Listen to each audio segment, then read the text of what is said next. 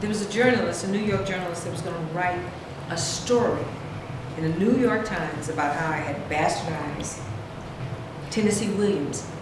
You know, the language of Tennessee Williams was like, you know, F the preacher, F the goddamn preacher. That was Tennessee Williams. He wrote Cat maybe 4 times. And each time, he made the language more like what he really wanted it to be. He didn't have to say "rut the preacher," which is a term about fishing and carving out a fish that nobody, unless you fish, you don't know what that means. He wrote "F the preacher." So this journalist was going to write this story, and he called the state to say, how did you allow Debbie Allen to change the language of Tennessee Williams? And they said, I'm sorry, what are you talking about? He said, well, you know, the rehearsal, I sang, he's saying this, he's saying that. They said, oh no, those are Tennessee's words. So it was like, Tennessee Williams is somewhat of a holy grail, I guess, for them, but it translates beautifully in a black family, a Japanese family. You could do that story in any family, because the world of the family and the deceptions and the lies and the competitions and the greed and the love and the pain and death are universal. And so that was very interesting that he was going to write this article.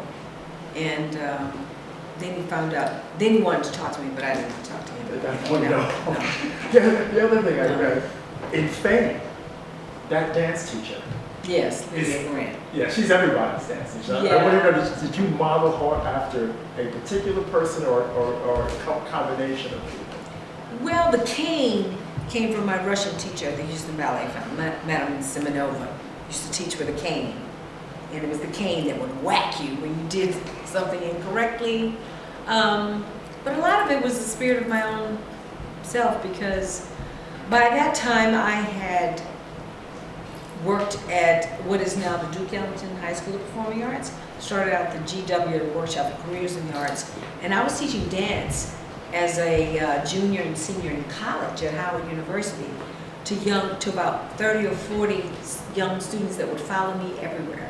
We'd have class in the basement of a church, in the hallway of a administration building, wherever we could find a space. And so there was a part of that was certainly my experience as a student, but also teaching these young people. I had kind of done that a little bit. You came across you were the only character, the only person, not the only character, but the only person to do the television show, the movie, and then the revival. I know, and then when we did the revival, I was so disappointed because the director was saying, well, we're not calling her Lydia Grant. I said, why not? That's Lydia Grant. I said, put a ring on her finger. Okay, then her name changed, but that's Lydia Grant, honey. And, anyway, yeah, I was the only one that had made the leap.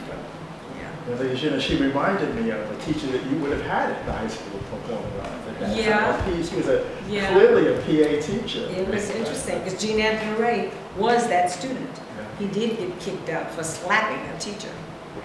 Yeah. Off of the course, but that's fabulous. That's New York. That's New York. That's New York. Yeah. Now, you did 10 Academy Awards. Yes. I choreographed the Oscars 10 times. 6 in succession. No, 1, 2 were not in succession because Gil Kate stepped down as producer, and then Quincy took over. And Quincy took too long to ask me to do it. By the time he asked me, I was committed to a play. But 10 times is probably the record. Yeah, it is. I don't know. I've never looked it up. But it was, it's like, you dream about these things as a kid. I always watched the Oscars as a kid and then never saw anybody that looked like me on the Oscars. So when I got there, I was like, yeah. And I had a good time. I had a great run. Well, I was going to ask you about that because I'm sure some of it is the actual art, but some of it's negotiating the art and getting what you want, and I'm sure it's not.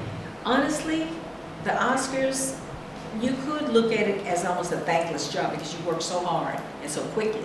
The nominations come out on a Monday and you have 3 weeks and you're on, and the awards are on the air. And you must have something that is creative, and I think, honestly, they kept asking me because I was creative. I could always think of something.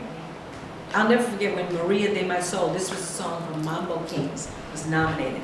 And Gil Case was like, what the hell is this? What the hell? I said, look, we'll get Celia Cruz. He said, who? I said, okay, Placido Domingo. Yeah, okay, Placido. We get Placido. Then we will get Tito Puente, and we'll turn this into the hottest salsa thing. Yeah, let's do it. So by the time I finished, we had to get Placido. They didn't even know who Celia Cruz was, child, whatever. But I was so happy to get to meet Placido. But he sang the song, and then we turned it into a big salsa club. It was fabulous. I was creative, and that's why they kept asking me. I think they liked me, but that was not the reason. It was because I was creative. Now, in 2001, you opened a school. Yeah. And that's a wonderful thing that you passed on what you did in a real formal way. You really became an entrepreneur, that you were a businesswoman. Well, I'm in the business of providing opportunity for young people. Because like myself, at that age, my parents couldn't have afforded that school.